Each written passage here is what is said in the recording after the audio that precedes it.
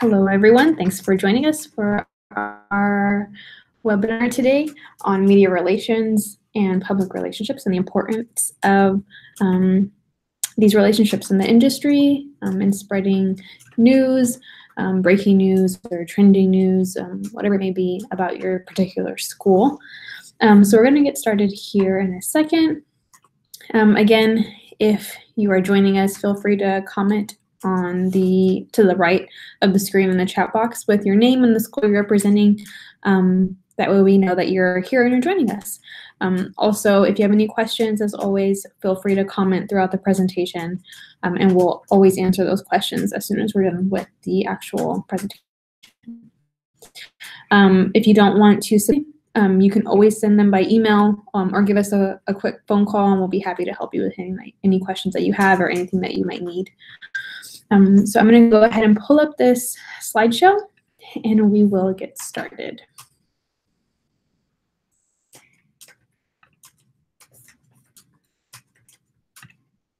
And if you have any concerns about the noise or the volume, if you can't hear anything, feel free to leave that in the comments as well. That way we can adjust if need be.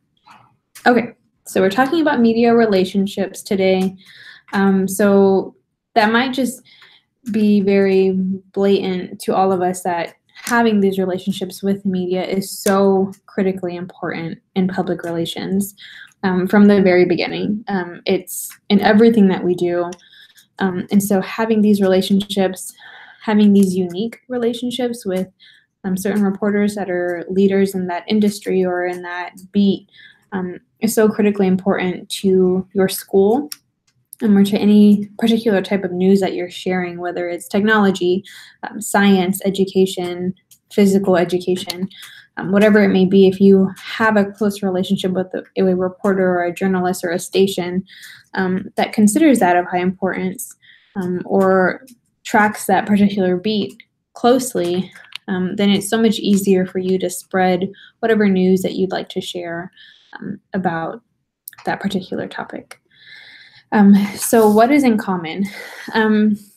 So public relations professionals and media professionals are very similar in more ways than most people would think about. So as a public relations professional and seeing both sides, they all have the same desire to tell a story in a very unique and captivating way, and keeping their viewers informed and tuning in throughout the whole story, as well as coming back and listening to future stories. So that's one way that it's very important to realize that they share that same commonality. The next way is that these relationships or these two professionals develop a narrative about what they're trying to share.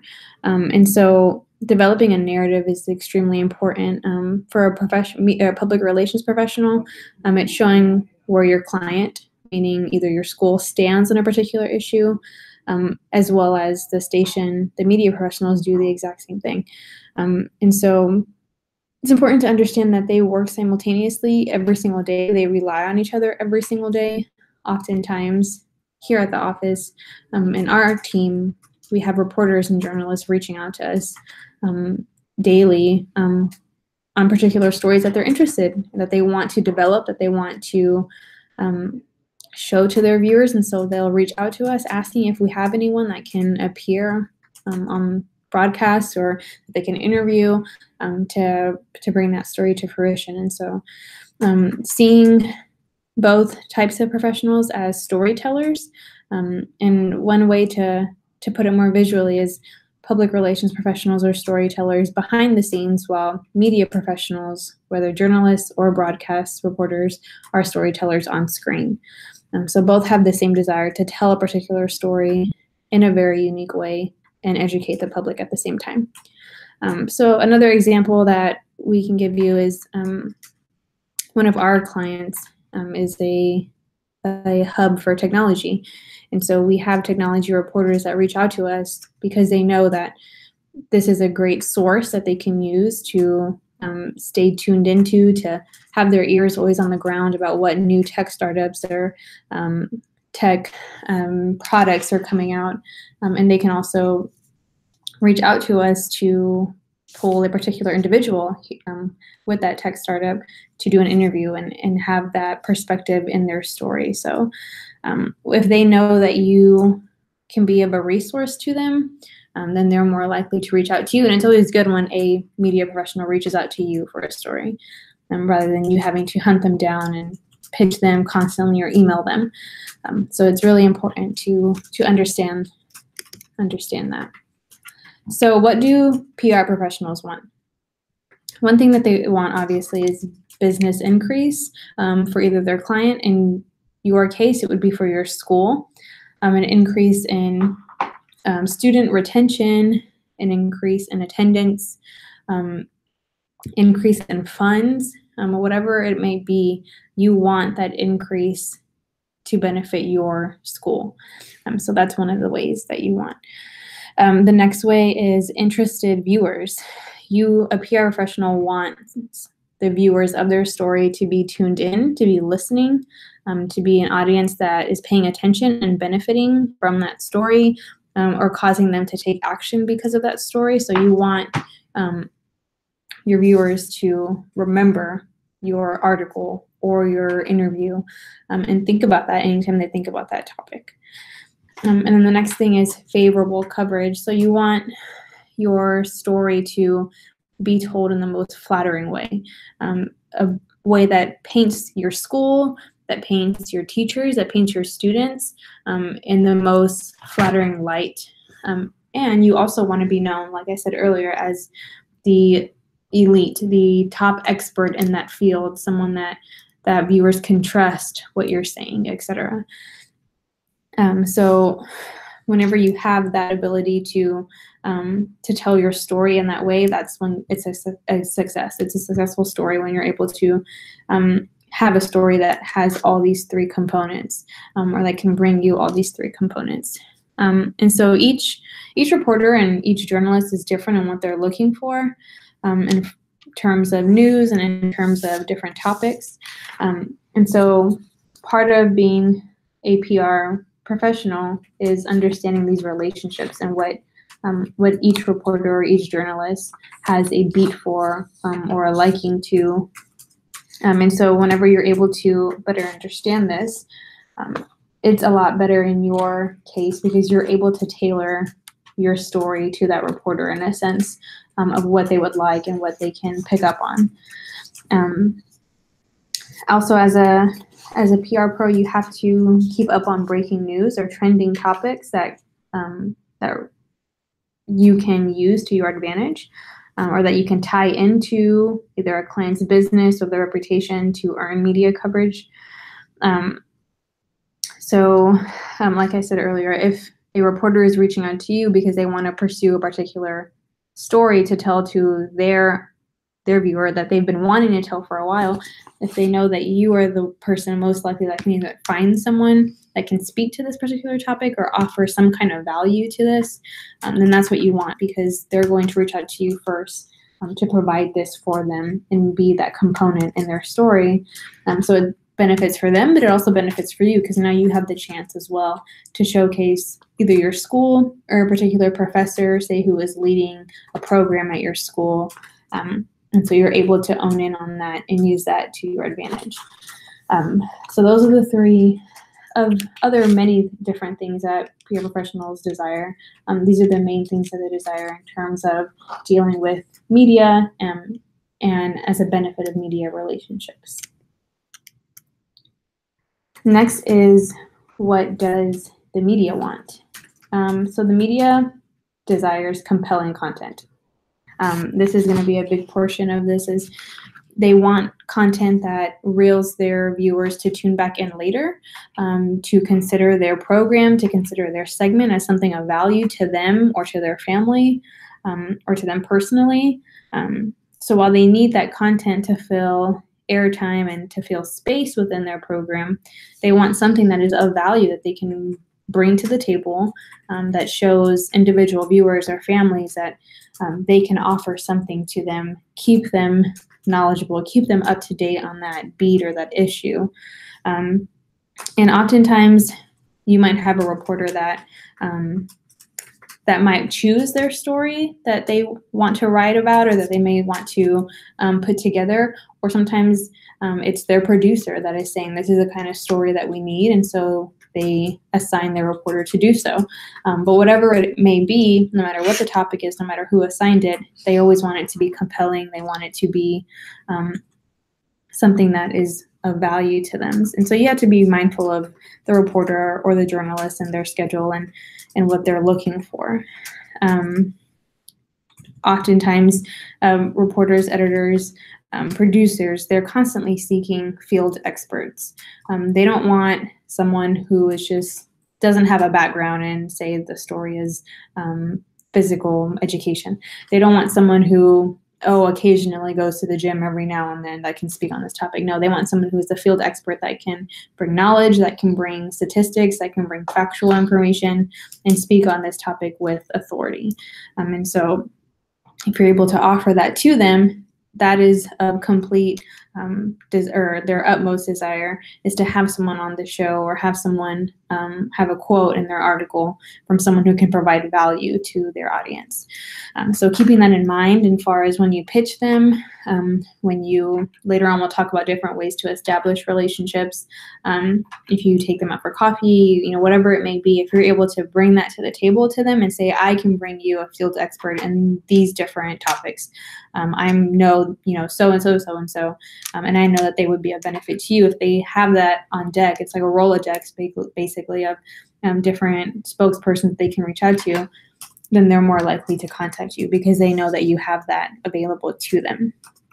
And so, again, just be mindful when you are pitching, when you are asking a reporter to attend an event, whatever it may be. If you can offer something of value that is great for their viewers, then it gives you bonus points per se as far as picking up your story. The next thing is increase viewers. Just as a PR professional would want in-tune viewers that are paying attention, that are more likely to act on that story, media wants increased viewership in their program. And so in addition to their audience, they also don't just want large followings, but they also want viewers that are able to come back and see that program time and time again, whether that be a weekly news beat or a 5 o'clock news segment or a daytime show. They want their viewers to constantly come back and watch that particular program because they know that this is something that is of value to them, or go back and follow a reporter that writes for a newspaper or a magazine because they love the way not only the way that this reporter writes, but because everything that they do write about is something that they can learn from or that provides value to them. And so increased viewers is a big thing for media. And so why is media relations important? Or media relationships, why are they important? So before we talk about how to start establishing these, it's important that we need to understand why we need them to tell our story, and what of benefit it is to you as a principal, to use for your school, to use for your students. And so this is a quote that I found, and it says, public relations now involves orchestration, big ideas, communication skills, and true strategic thinking. So communication skills is of utmost important when it comes to telling your story or pitching a reporter to write about your story or do an interview about your story. If you can have that communication with that reporter, then it benefits you in the best way possible. So for example, we'll talk about pitching later. If you're able to pitch in the best way, being concise, being informative, offering something of value, putting together a complete package for that reporter, rather than pitching them a story that may not even be a part of their beat, may not really offer anything of value to them.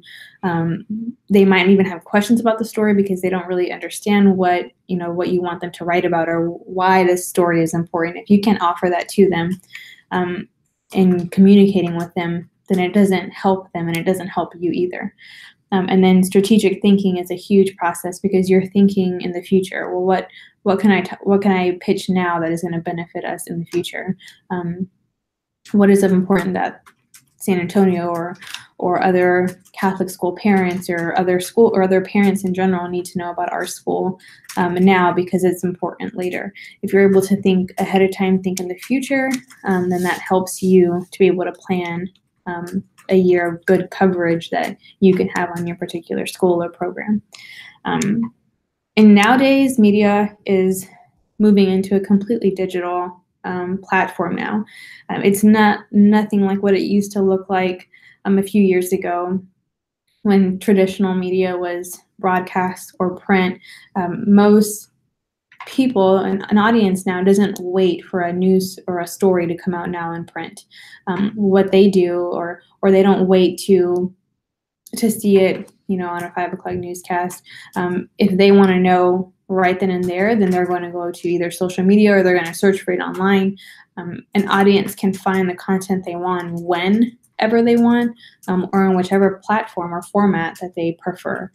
So it's important to think of media relations in that sense, and how it's moving. A few years ago, there were no such thing as influencers. There was no such thing as bloggers who are sticking to a particular topic or beat and being leading experts in that field, and persuading viewers to basically act on that, whether it's purchasing a product or becoming involved in a particular topic.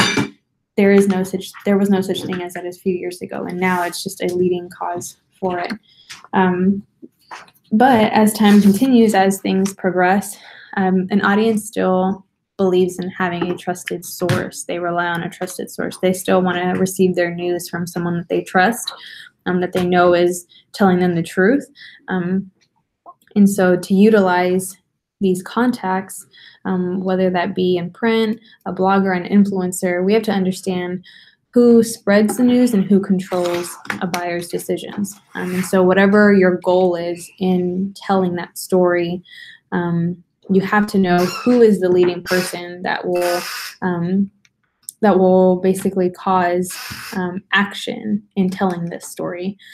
Who is the best person that can show the audience my particular story in the best light and in the best way where I'm going to get the most out of it. And so having these relationships is super important. PR still accounts for 10 to 50 times as many conversions as advertising. And like I said, potential consumers are still far more influenced by people that they trust. Not only that they're real world friends, but journalists and bloggers and voices and opinions they know. And so if you're able to focus on, rather than pitching your story to large sources, maybe like a broadcast news station, where your story may or may not be seen, if it's only a 1-minute segment that is just brief, you may not get as much audience as you would like. Whereas if you were able to have your story published by a niche media such as a mommy blogger or an education blogger or an influencer, then you're much more likely to have a larger audience see that story and act on that story. So news content produced by hyper-local organizations. So hyper-local basically means, well, you might have the San Antonio Express News, where a large following of the city reads that publication. Hyper-local are print publishers that specifically target a certain area of that city. So say if your school is located on the northwest side, if there's a hyper-local publication that you can pitch to that shares your story with the audience that surrounds your particular school and your location, that's much more advantageous to you because it's reeling in those that are closest to you to know more about your school, to know more about your programs, to know more about an event that is coming up that they can get involved in, rather than having it pitched out to the entire city where you may not get as much following or may not get as much action on it. A hyper-local publication is able to share, and you're able to have much more likely an audience tune in and and listen and act on this. And of course, we've talked about social media before. Nowadays, while there are segments in broadcast news that are online, that are on TV, or not online, now they are online, but that are on TV, now they have segments that are specific to social media. So they're 20-minute, 10-minute segments that are specific to Facebook Live or Instagram Live. And so if you're able to have a contact that is constantly every day producing that segment on social media, then that's more advantageous to you. So you have to, it's almost in a process of digging, of asking questions, well, who can I contact to get on this segment? Or, who can you refer me that I can pitch to be on this segment? Developing these relationships gets you on so many different programs, different segments. And it's important to understand who is an influencer in that, who is the one producing that, or who is someone that is helping producing, orchestrating stories for that day. So grow your media contact list. Oftentimes we have spreadsheets that we keep where it's extremely detailed. If it's for a particular client, or particular topic, we have columns that range from their name to, of course, their contact information, but what have they published recently? What are they looking for in this particular time of year? Maybe they're looking for more human interest stories. Maybe they're looking for more heartfelt stories that can, pull the heartstrings of their readers. If you're able to have a good handle on what they're looking for at that time, then it's much more advantageous to you. And so you have to keep note of that. And a lot of that comes from doing your research, comes from staying in contact with these reporters, whether that's through social media, following them on Twitter or Facebook, or even just reading their articles that they're producing weekly. You can get a really good handle on what they're interested in, what they want to see more of. Then you can tailor your pitch and tailor your story to fit their liking. And so you have to step back and just examine some of the stories and see, what is something that I can be, where can I be a plug of information for them? How can I be a trusted colleague? Or someone that can offer value to them. And so before we talk about how to start establishing these relationships, you have to see reporters also as people too. And yes, they are the ones who are churning out news constantly. They are, shaking up different stories, causing different conversations. You have to consider them of value and consider them as a person too. And so all that comes into play whenever you're pitching, when you're emailing, when you're giving them a phone call about a story. If you can understand that, and if they know that you understand how important this relationship is and how much you do care about, what you can offer to them, then that's so much better for you, because they like you, and so they want to constantly ask you for what stories are available for them. And so being that trusted source for them is extremely important. And before we move on, we're going to talk about now introducing yourself. So how you can introduce yourself, how you can set up these forms of contacts, what different ways you can contact them, and how to maintain that relationship throughout the years, every time in and time out, when you're pitching them or just talking to them on what they can look for or what you can find for them. And so Tanya is going to speak a little bit on introducing yourself. All right. So I once asked an ESPN anchor what his best piece of professional, which I guess could also be construed as personal advice, was, and he told me that it doesn't matter who you know, it's who knows you. Basically, that means you can be familiar with all of the media. You can be familiar with anyone and everyone that you would like to know or you would like to have a connection with. But in order to make that connection a two-way connection, you need to ensure that they know who you are as well. There's an expansive number of media that you can choose from in the city, or even just in your school's neighborhood. With the way that we look at media now, from TV reporters to online influencers, and community writers, and maybe even some of the homeowners associations. The different neighborhoods around your schools may have papers or social media reporting outlets that provide the opportunity for stories to be shared in a different capacity of ways. So when you're thinking about who you want to introduce yourself to and be connected to, you want to think about the most mutually valuable and most mutually beneficial relationships that you can cultivate, and then seek those folks out to make an introduction. Typically, I mean, there may be many anchors or even some business reporters who you read on the regular, but that might not have a vested interest or be as interested in educational pieces or things that fundraising type of stories, things that you have a stronger interest in sharing. So it's pretty important to consider the people who you're connecting with when you want them to know who you are as well.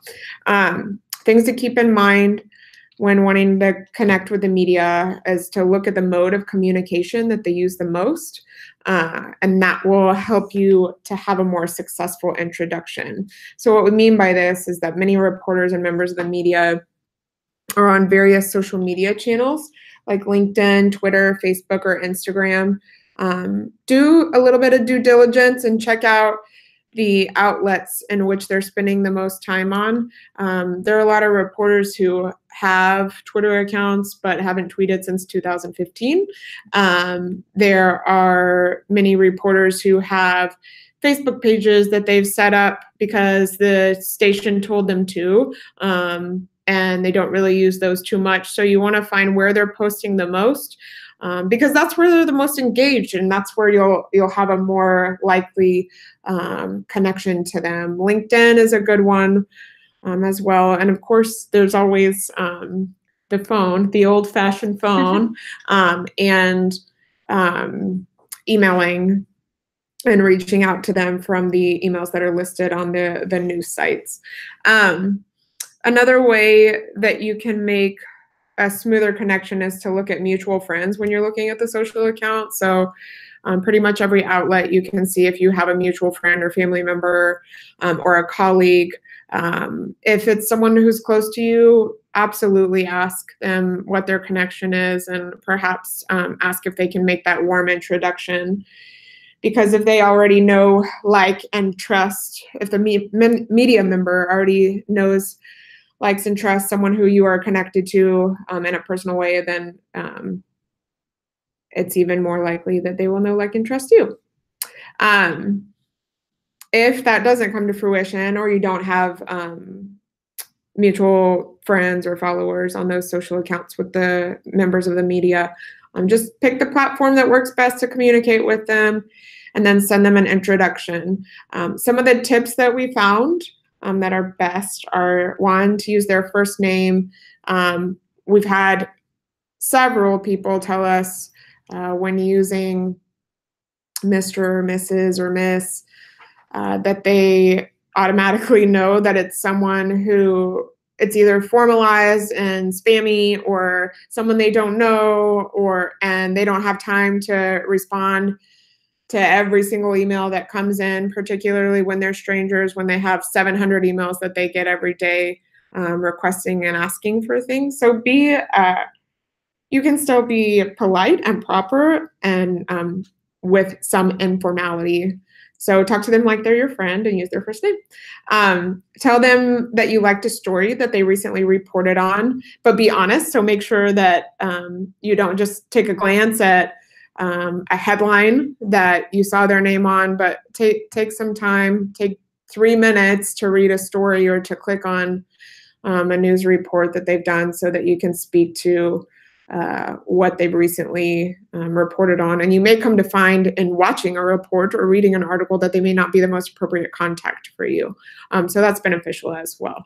And then tell them honestly why you're reaching out and what you hope to provide them with that's of value. If you don't hear from them immediately, you shouldn't be discouraged because, again, we've had different members, even just of the local media, and this is now like radio reporters, TV producers, writers for the Express News, Rivard Report, and even influencers that are getting 500, 1,000, 1,500 emails.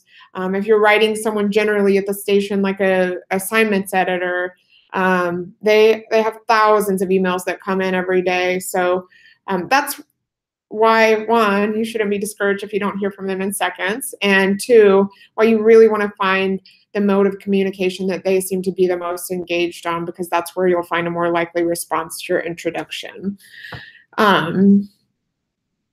The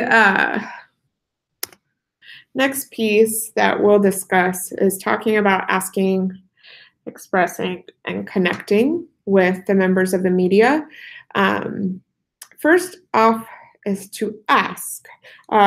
So as I just mentioned, reporters are hit with hundreds of emails a day. You need to be direct in your approach of what you're asking for, and make sure that you're not just writing an email of fluff and puff to make them feel better about themselves on what they're reporting. Yes, you want to include some kindness in your ask and to treat them as humans, and not just that I need this, you should cover this, you absolutely have to cover this, there's no way around it. Don't make demands, but ask and get to the point of what you're asking fairly quickly, because they get a lot of asks each day. So don't make that ask too lengthy. We have found, and in communication with reporters, producers, whatnot, that the thing that they respond best to and what they've told us that they like the most is either having the big highlight of whatever that newsworthy story is, or to bullet point 2 to 3 of the heavy hitters of the story, so that it's not all lumped into one long paragraph and you can start. I mean, I know myself, even as I look at some notes right now, they're bulleted, but can get pretty lengthy when I just start writing everything that's on my mind, particularly about a subject that I'm passionate about, or a story that I really want to be told. So look at it from a different angle. You know, if we're reaching out to a writer from the Express News, they will have a little bit more opportunity to dig into detail, to share research, to share personal and specific stories about maybe students or families or teachers or principals, and really to tell that story. We all know the difference between books and movies. One is much more visual and takes a shorter time typically to intake, and the other can get very, very descriptive and verbose. So it's important to think about that perspective as well. Who are you reaching out to? You need to keep that in mind, so that you make the appropriate ask and share the appropriate information.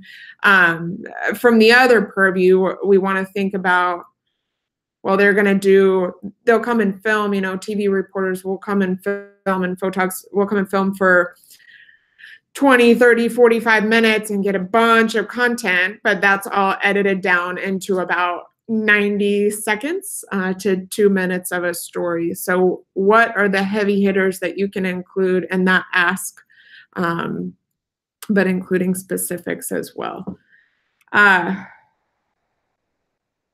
We always like to include a few words of kindness in the opening of our email before we make our ask, so that they're being treated with the respect they deserve, and so they know that we're actually trying to create a relationship. We don't want to just throw things at them and hope they stick.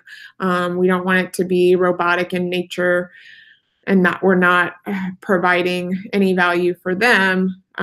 We really want to connect with them, which is the third piece of our ask, express, connect pyramid. All right, so for expressing, we want to make sure that we're providing a good portion of the pitch and sharing the relevant information to the reporter. Like Victoria talked about, you are the expert. You're the leading source of information. You don't have to brag about it. You just have to make it apparent. In our experience, we found that reporters like numbers and statistics to back up their story. It allows them to have that information up front instead of having to dig around for it. So 3 things to keep in mind when you're expressing what you want to include in your pitch are: 1, the facts of the story or the story idea. So basically, what's the opening, if you're writing a headline for the story, or if it's in the A block, which is the first 8 minutes of the newscast, how would the anchor read the opening line of the story? Think about those things. That's the fact, the big fact of the story or story idea. Second, you want to provide the human interest angle or perspective. So I would imagine with many of the school-related stories that there is going to be a human interest piece. We want to know what's going to tug at the viewers or readers' heartstrings, what will connect them, what makes it relatable. Is it a mom and dad watching? If so, why does the story matter to them? What's going to invoke emotion when they see it? So sharing about that perspective within the story. And then the third is the statistical or numerical details. Something like this may be in more of a factual story, including numbers like enrollment has gone up by X amount at your school, leading to more participation in a particular program that you created, or leading to a launch of a program because of the enrollment or interest. Another example is that we've raised a certain percentage year over year for our fundraiser, which has contributed to creating X number of scholarships or new books, or again, the opportunity to start a new program, the opportunity to fund teachers to go on particular continuing education initiatives, those kind of things. So if you have numbers that you can include, there are probably definitely numbers that I'm not thinking of that you have had or that you can provide for stories that may be in your list of ideas. So definitely include those. You don't have to go overboard and list like 10 different statistics and the numbers of every student in your class and things like that, but just the big numbers. Again, get some perspective before you write that email or reach out to that reporter. Think about how much time they'll have to share the info and what will really hit home for their viewers. We always like to start media connections by providing a few different story ideas. So maybe if you're just making the introduction in order to meet the reporter because you think that you have really valuable content for them, and you think that they're a really great storyteller or like the way that they have shared stories in the past, we'll sometimes send emails that say just that you appreciate the content they provide, and here are a list of 3 to 5 storylines or story ideas. If you have specific ones, it's fine to include just those story ideas when you're introducing yourself, to give them an idea of the content. If you do that, you should still have some sort of ask at the end, perhaps asking which of those perspectives or angles would interest them most in covering.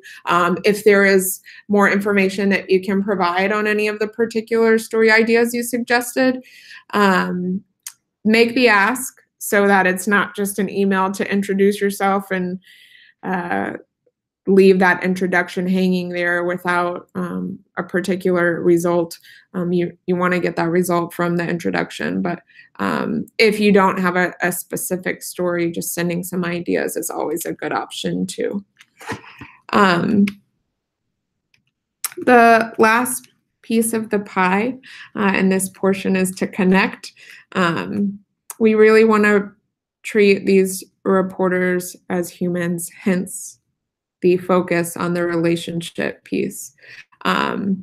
While we know it's not possible to spend all day, every day taking reporters or influencers or anchors or producers out for food and drinks, especially with the responsibilities that you carry at the school, you can identify 1 to 3 of them, or whatever is the perfect number for you, who you'd like to get to know most. Examples of these may include, so if we're looking for like lifestyle show producers or on-air talent, which we'll talk about the specific lifestyle shows in just a bit. But if we're looking for that, we'll reach out to producers. You may want to reach out to producers or the on-air talent at those shows.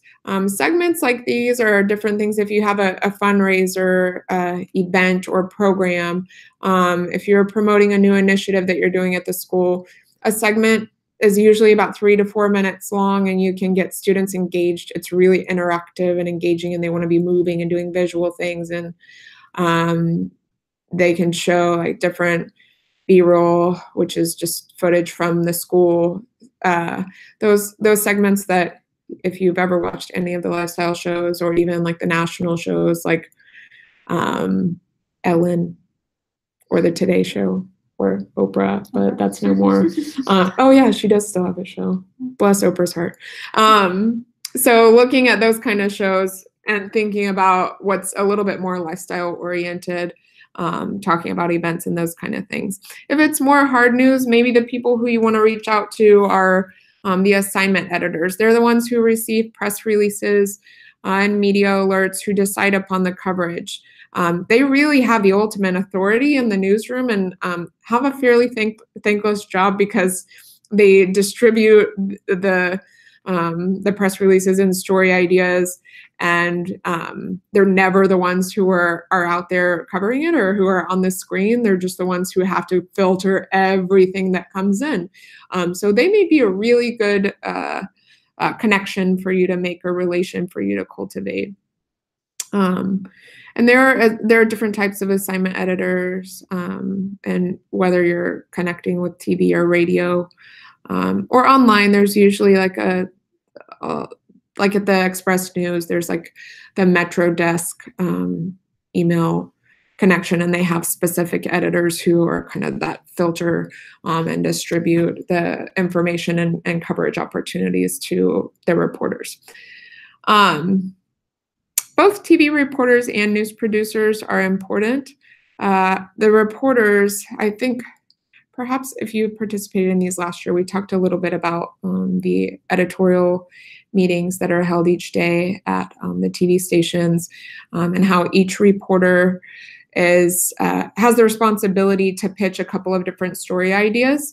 So if you have those regular story ideas to give them, they always need them, and they're looking out for them, because if they don't have story ideas to share, then they're probably going to get busted by their powers that be. So they appreciate that content. They certainly get a lot of it, but they appreciate the really good content that's relatable for their viewers. So they would be a good, picking a handful of them, maybe 1 at each station, would be another good idea. The news producers, they're the ones who guide and direct the content, and so they can be another really valuable resource, because they're always looking for things that they can or ideas that they can provide as well, or looking at, like different series of stories. I think about one of the producers we work with at KSAT.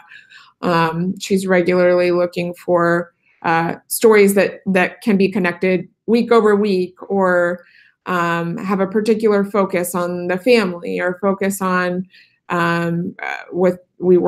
another entity we work with is Geekdom, and they want to showcase the tech industry in San Antonio. So creating a tech series of stories. So if you can be part of that educational initiative for a producer who has particular interest, and and the school system, and particularly Catholic school system, then that's a definite plus to get on their radars.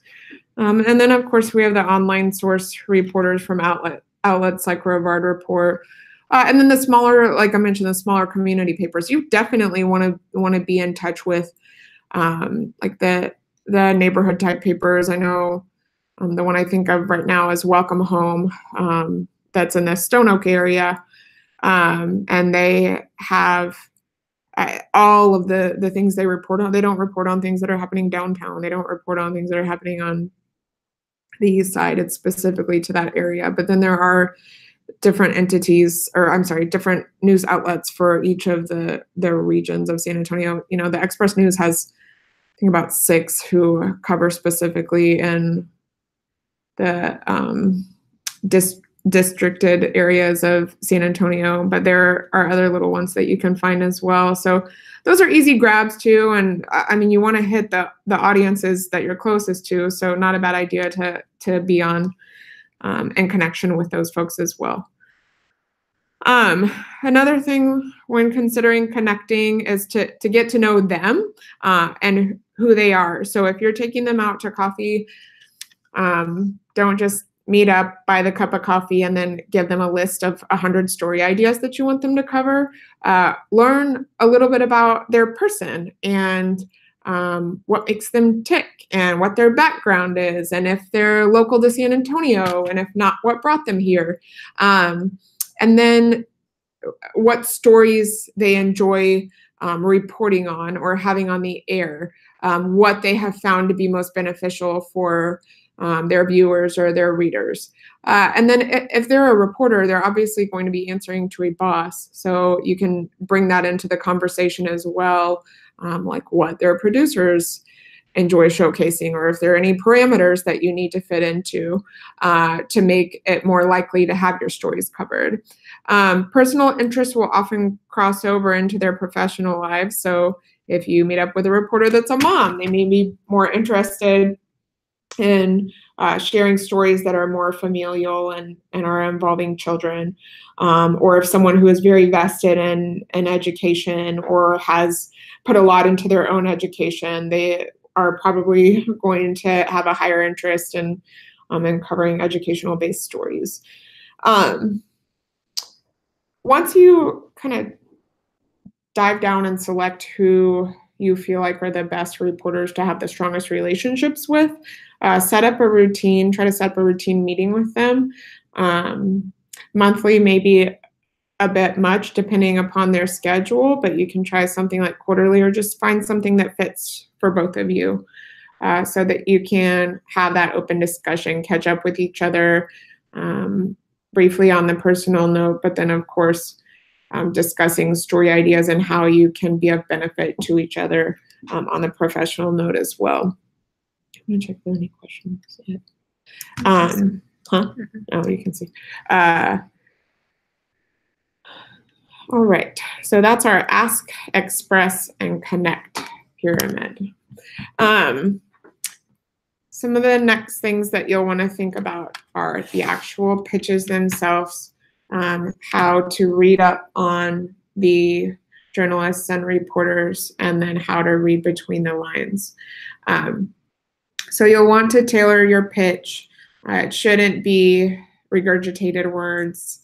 It shouldn't just always be copy and paste from one reporter to the next to the next.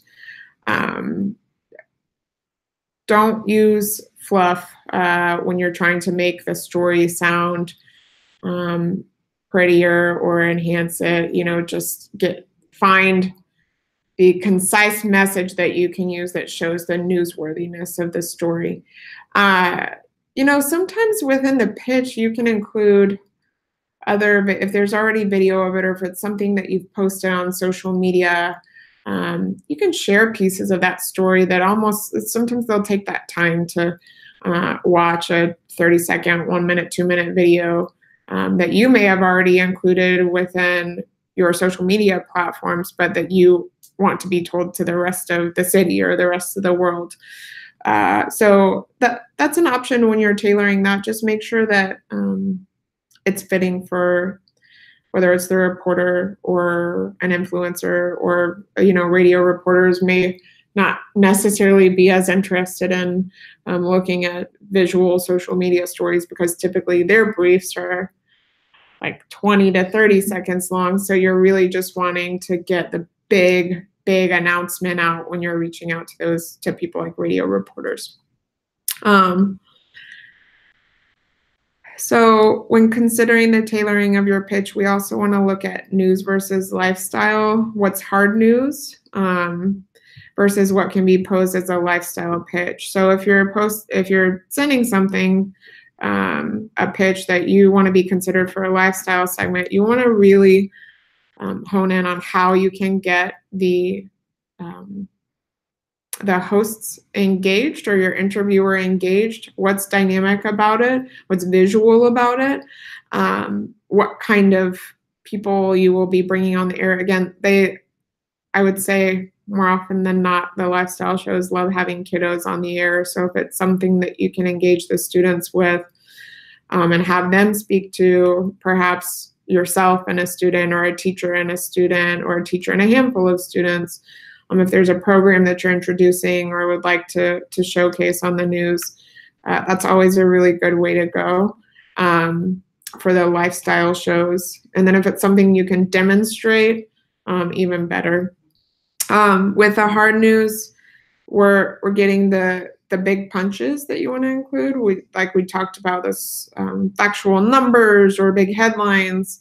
They're quicker, those quicker 90-second briefs that if you watch TV on the TV screen, you typically see on like the 5, 6, or 10 o'clock news, or even in the morning news. And sometimes there's crossover. With some of the morning shows, like Fox's morning show on KBB, they do have some interviews that they bring on. They do have like Where's Cleto, his segments that are really engaging in it. I actually think one of the schools was recently featured on Where's Cleto. So he gets really interactive and engaged with the community. So if it's an opportunity to bring him out and have him on during their hard news shows, that's a really fun piece. And he's a great person to work with to highlight the entertainment and education in one.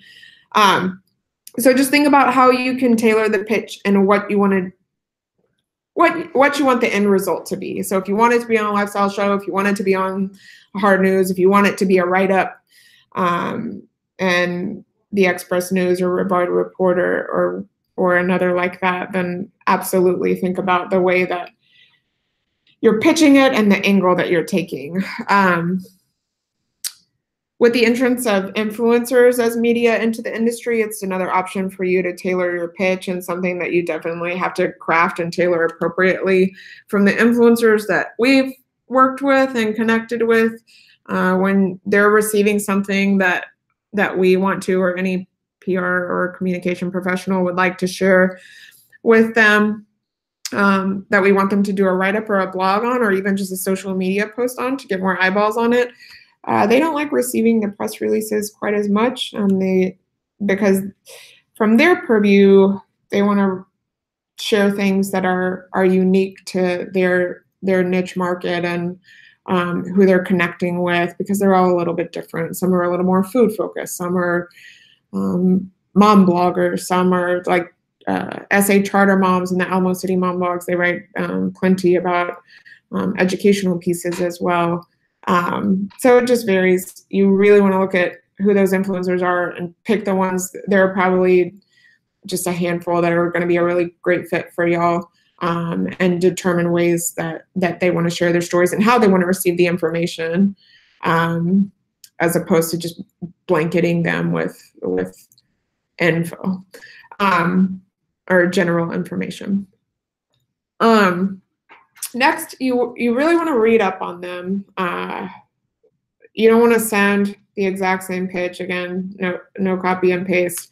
It can be similar in nature because obviously the story is not changing, but they appreciate that personalization piece.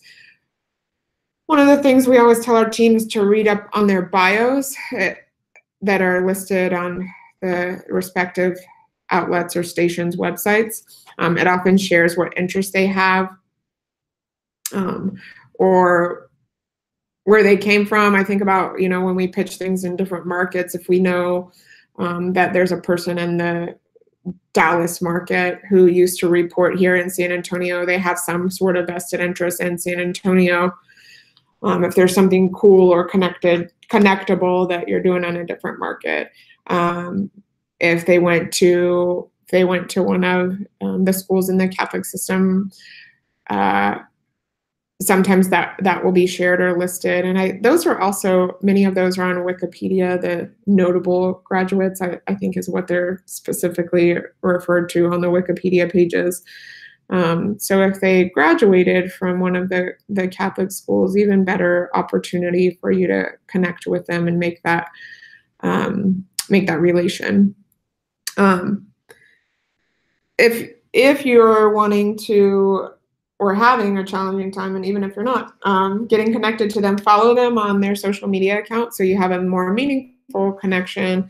And sometimes we've included, say, if someone recently posted on Instagram or Twitter, I've used that as like a subject line before, just to kind of grab their attention, know that they know you're paying attention to them. And they know they just wrote it and they like that you picked up on it or responded to it. So using something from one of their recent social media posts that you can stick into the subject line when you're first reaching out to them is also beneficial. Just know them, know who they are. Don't just copy, paste, and send it to, and then pull all their emails off from different websites. And definitely don't send out emails that are a copy on all of different reporters from different stations or different outlets. That's the exact same pitch, because that's a quick way to not get it covered. Read between the lines. So it's important to be a good judge and be able to decipher what is being persistent and what is being annoying. Follow-ups can save a story, but they can also burn a bridge. If someone were to ask how much is too much or how many times is too many times to follow up, I don't think there's a flat-out absolute answer or number. In our experience, typically 3 times is enough times to tell if someone's just not going to respond to you. I mean, think about when you receive emails that are asking you for something from someone you may not know, or someone who's trying to sell you something, because what we're doing is trying to sell a story, right? So if someone follows up with you 3 times to make a sale and you still haven't responded to them, is it likely that if they keep following up the 4th and 5th and 25th time that you're then going to respond? Also think about that when you don't respond to people, because my own frustrations with not having people respond to my follow-ups have taught me a great lesson that I should probably just respond to someone and tell them I'm not interested if I'm not. That's just an aside. The more you know. So if you feel like it's a story that would really, really be of interest, perhaps try 2 to 3 times, and then try one last time with a change of communication mode.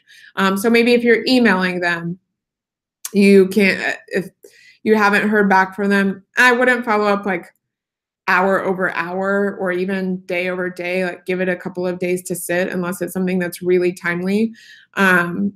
Words I like to use when going back to and following up on things is circling back, or I just had this on my agenda for the day, or just wanted to reconnect with you on this, so that it's a little bit more, I don't want it to fall off my own radar and I want to follow up with you, than you have to do this, you have to do this, you really need to cover this. So just think about the word choice as well. But again, if you're reaching out, like maybe through a Facebook message, and the cool thing about connecting on social media or contacting people through social media is that you can often see if they've read it or not. So if you've written them a couple times, I'll use like Instagram for certain, you can see it literally says seen under the contact of the direct message if you write to someone through the Instagram inbox. So if you've written them 2 or 3 times and you still don't see that seen under your messages, change your form of communication. Call them, write them on Facebook, send them a tweet publicly or within their direct messages. Send them an email. Make it, sometimes I'll use like a high priority email, or I'll begin an email with the RE to show them that we have some form of communication or have had some form of communication before. Those little things, they do make a difference. Another thing to think about, or a line that you can use that has been successful for us some of the time, has been to write, if I don't hear from you by X time, then I'll give you a call to share a few more details and find out if you may be interested. There are many, many people who don't like spending that 10 or 15 minutes on the phone, and who would rather send a 45-second email saying whether or not they're interested. So sometimes having that line within the email and them seeing that notation that you will call or you will reconnect with them in another way, it gives them a little bit more of a motivation to respond. And then speaking to the point of not burning bridges or avoiding the burning of those bridges, don't only contact the media when you want something. Contact them to tell them that you liked a story. Comment on their social media posts once you start following them. Send them a handwritten thank you note. They really do appreciate those things. These are things that we've done and that we know have made a difference in the coverage opportunities and stories that we share. Especially if they cover a story for you, provide them with some sort of thanks afterward. And I do think as much as the world of communication has changed, that something as simple as a handwritten note really does stand out and makes a significant difference, and people appreciate that so much. All right. So speaking about the actual story content and what you're providing for the reporters, you will want to have visuals that you include. So you don't necessarily have to have, if you're just sending the pitch,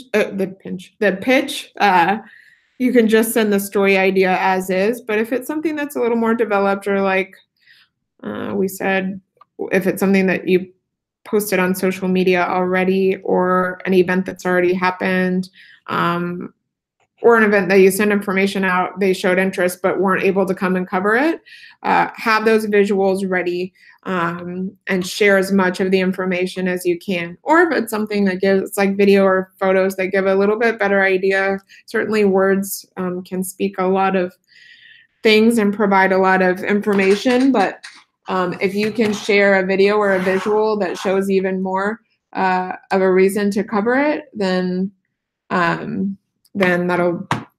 that will give and provide more of an opportunity to showcase the story.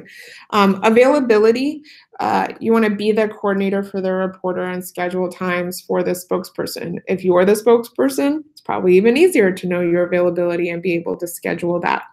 One of the worst things you can do is to pitch a story and then not have anyone available to do an interview. We've seen many times where even with press releases, it's like we've heard reporters complain about press releases that have been sent out about press conferences or a particular event, and then they say no one is able to do an interview. If you're asking for a story to be shared, you definitely want to be able to provide enhancements for coverage opportunities and make the story more interesting, and pick a good spokesperson. If you're really awesome at representing your school, let it be yourself. If there's a teacher or even students that really stand out and are well-spoken and represent whatever program or event you want to showcase. Allow them to be that spokesperson. Prepare them for the interview. Try to determine what will be asked or discussed in a little bit more detail, but have that spokesperson available. If you're sending that pitch, if you already know the availability, go ahead and share that with the reporter. Say best days of the week for coverage would be Monday or Wednesday from this time to this time, because this is when we're hosting the program, when we've launched the program. Or you can ask the reporter for best times for coverage for them. And once you get to know them a little bit more, you'll have that down pat. There are reporters who we work with who we know cannot come out to cover anything until 10 a.m. and need to be wrapped by 12 p.m. in any of their coverage. So you'll get to know those things about the reporters who you connect on a deeper level with as well. But just be available. You don't want to send those pitches out and then not be able to provide any availability for coverage. It's really frustrating for the reporters and probably another good way to burn a bridge. For quotes, in your email, you can include quotes or other pertinent information, like we talked about, the numbers or statistics within the pitch. If you're that one-stop shop who provides all of the information for the reporter, producer, whomever your contact is, and it's a really good idea to have all that info provided for them, and essentially, an outline of the story told, and they want to each. If it's an event that you want, that maybe you're sending a press release or even pitches out to every station about, yeah, you want every station to cover it. We always want more coverage than less, right? But we want to have all that information in there and then allow them the opportunity to come out and cover it and share their own version of the story, which I think is one of the coolest parts when you have several stations or several outlets who want to come and cover. Just watching the different perspectives that they're able to extract, and the stories that they share, the people who they speak with, and just that the different types of human interaction and engagement they get. It's always a really interesting perspective, I think, from a PR angle, what they each elect to cover or focus on. So those are the things that will help to enhance the pitch and what you want to include in it.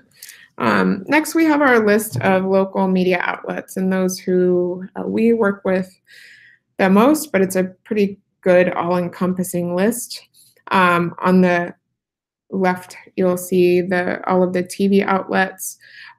News 4 and KBB operate as one broadcasting group. They're owned by Sinclair Broadcasting. So typically, if you have the coverage of one of the stations, you'll have it of both. They share reporters, they share photographers, and they even share salespeople and folks in their corporate office. They do have different news directors and assignment editors, but a lot of the coverage that you'll see will be repeated from one station to the next, sometimes told in a different way, but definitely shared coverage. So give yourself 2 pats on the back if you get one of those stations, because you're getting double the content, more often than not, at least. KSAT is the ABC affiliate, of course, and they have, let me backtrack real quickly. Each of the top 5 we have listed there have a lifestyle show of their own. We'll dig a little bit deeper into those in the next slide. But the amount of news space is increasing on each of them as well, as opposed to decreasing, because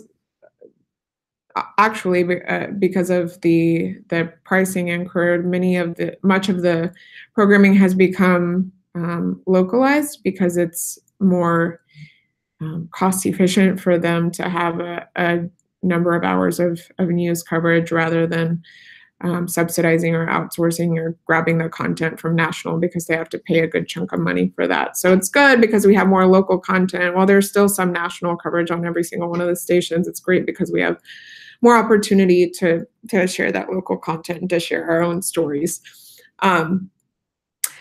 KSAT is the one outlet that has a midday, whereas the others have a morning lifestyle programs. KSAT's is midday. It airs at 1 o'clock every afternoon, and they've also been increasing. They're very solid with their digital presence and digital reporting. Most all of the stations now, well, actually, Sinclair not as much, but KSAT and KINS have a devoted digital team, like Victoria mentioned and was talking about, where they have folks who are just telling the longer sourced stories that they have merely on social, well, not just on social media, often social media, and the digital stories are the ones that get more views and hits than even the ones that are on TV. So they have that devoted digital media team.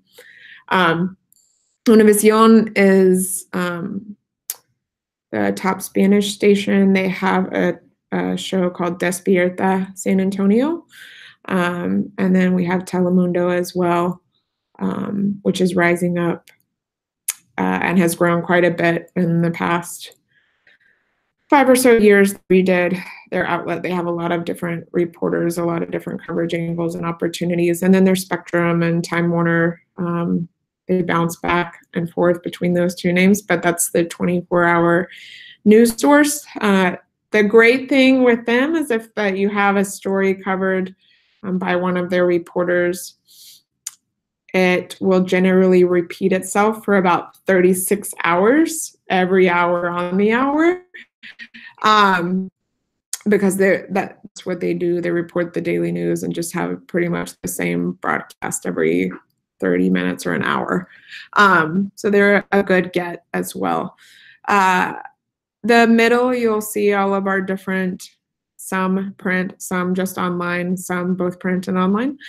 The different sources, you're probably familiar with most all of them. One thing that I didn't, or that we haven't mentioned quite as much are the magazines. If you're in pitches and cultivating relationships with those folks, it's really good to get those pitches in very early if you're looking to have a particular event or program covered, because they will often generate their coverage 2 to 3 months in advance. So if you pitch something for, say, the October issue of San Antonio Magazine, at this point, you're probably too late. They have to go to the presses. If it's something that's just online, then that's definitely feasible. But if it's something that you're wanting to get into their monthly publication, pertinent to get in there as early as you can. And then finally, we have our radio outlets. Some of them have a little bit longer news talk. There are definitely more radio stations than this in San Antonio. These are more of the news talk and the types that we would be able to have interview opportunities and stories told. They are dependent upon the format of the show. So, many of them have hour-long news talk shows that there are guests who are coming on, those kind of things. You can have an opportunity to share a little bit longer of a story or profile one of the schools or a teacher who's doing really outstanding things or has created a new program. And then there's the short form that's like things like TPR and their morning news briefs, which is something that pretty much all of the stations listed have. And again, those are those 20 to 30 second hard hitters, really just making a big announcement of what's something that has happened that's great and positive and wonderful, we hope, with one of the schools. And then we have our daytime and lifestyle shows. I am going to share a couple of names from each of these shows if y'all want to take note of these, who are good people to reach out to if you have the interest in connecting with, meeting, introducing yourself. to the different players in the lifestyle shows, and potentially getting segments on those.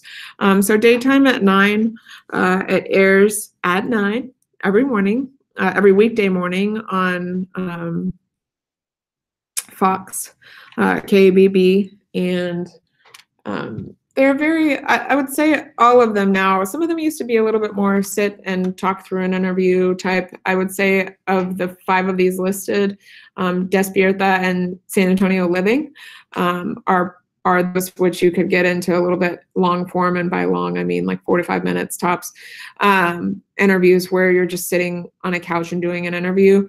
SA Live, Great Day SA, and Daytime at 9 all really enjoy the interactive demonstration type of interviews where they can get the hosts engaged and where there is movement happening within the segment itself.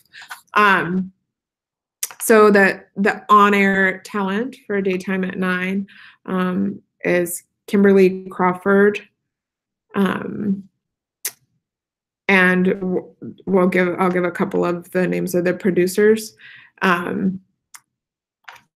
One is Tailor Mobley, Mobley, and we can certainly share this information via email as well if y'all are interested.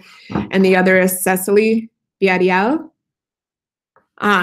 For Great Day SA, Luis Munoz is their executive producer.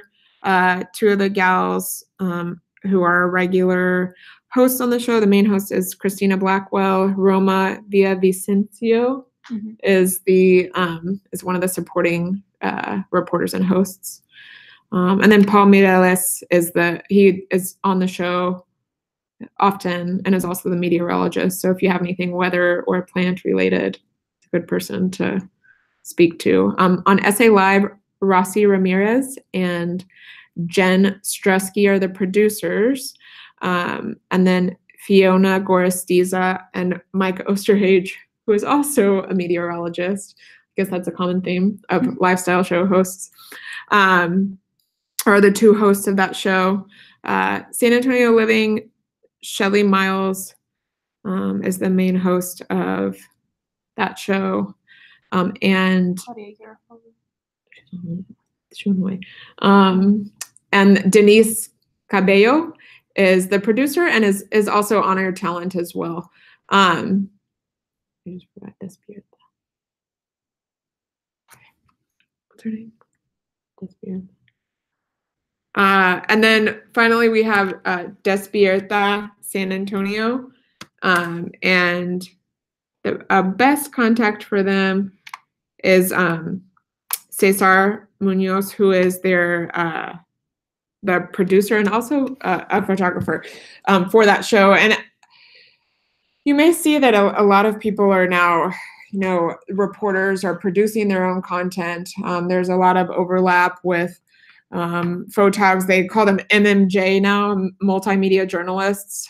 So they'll send them out into, they'll send them out into the field to get the coverage, and then they have to go back and edit and do all the stories by themselves.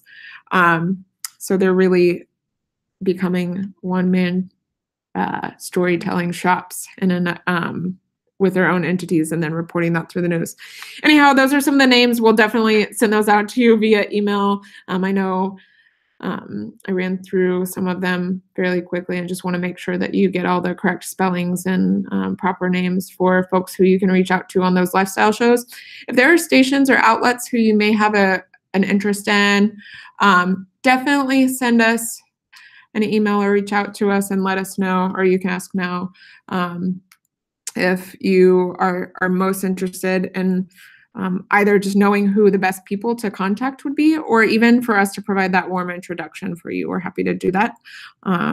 Or if it's kind of a bird's eye view story and something that we can share on behalf of Hope for the Future, the Archdiocese, we definitely love to know what story ideas you have.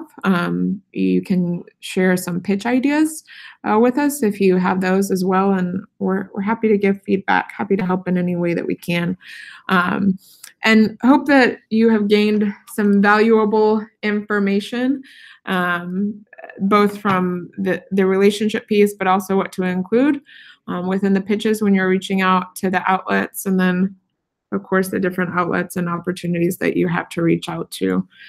If you're more interested in the influencer piece, we can share some of those folks with you as well, links to their websites, and really getting you more acclimated with the media market to have the most opportunity. Certainly, social media is a really, really great place for you to start telling those stories on your own. But if you would like to have the enhancement of the additional outlets sharing the story, or just have them come out to give a different perspective of this story, then by all means, we would like to support and help with that cause. So now we'll take some time to answer questions live that you may have. We can go into depth on any of the information that we covered. We can talk more about the people, about pitch content, about the way in which you pitch and how you connect with folks, and just the experience that we've had as well. So we'll wait a couple of minutes to take any questions you have and dig into those. And yeah, just thinking out loud as you're forming your questions. I know Gabriel, I know you are tuned in. Thank you.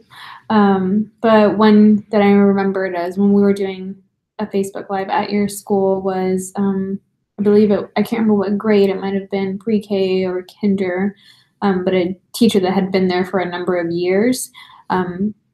And so she's been there throughout the whole history of the school, and she would be a great spokesperson to talk about your program for that particular grade. Or when we started off the Facebook Live video, we started off in the science lab with the new equipment that was recently put in, and how you're enhancing that science lab to equip your students in that field. With that is another great key component that you can add to your pitch when gaining media for your particular school. So just little things like that, finding unique ways, whether it's the teacher that has been there for a number of years or new equipment that you've installed that you want to use to enhance, are a great way to plus up your pitch.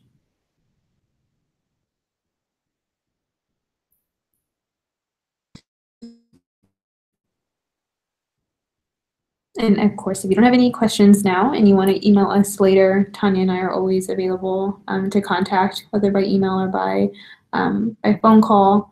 If we don't respond after 3 times of you following up, then select an alternate communication mode. Yeah. Just kidding, we'll respond after 1 time.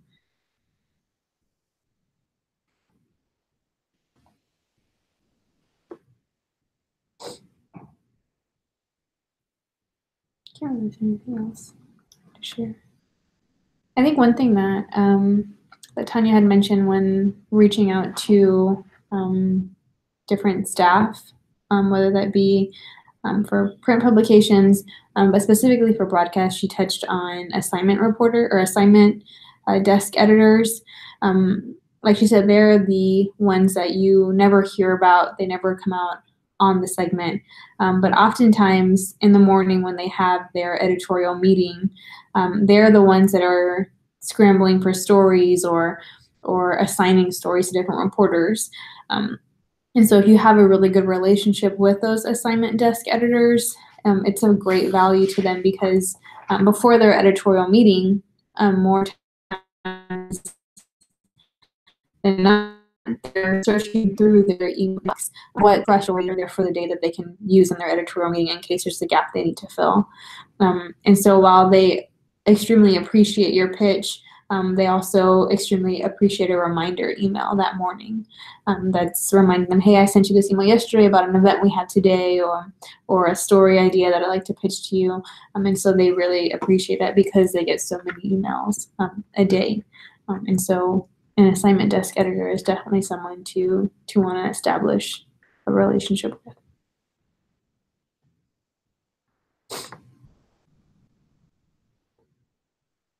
Well, there's no questions. Then we can go ahead and end the webinar. So this one was online, of course. We will actually be, and I'll send this in an email for our next webinar, but we'll actually have an in-person presentation. And I believe it'll be there at your school, Gabriel, next month. And so that one will be on how to successfully run a social media campaign. So that one will be live and in person. So we're excited to see everyone's faces and meet every single one of you in person, and get to know you a little bit more, since we can't online. But until then, we'll see you all next month. Thank you. Thank you.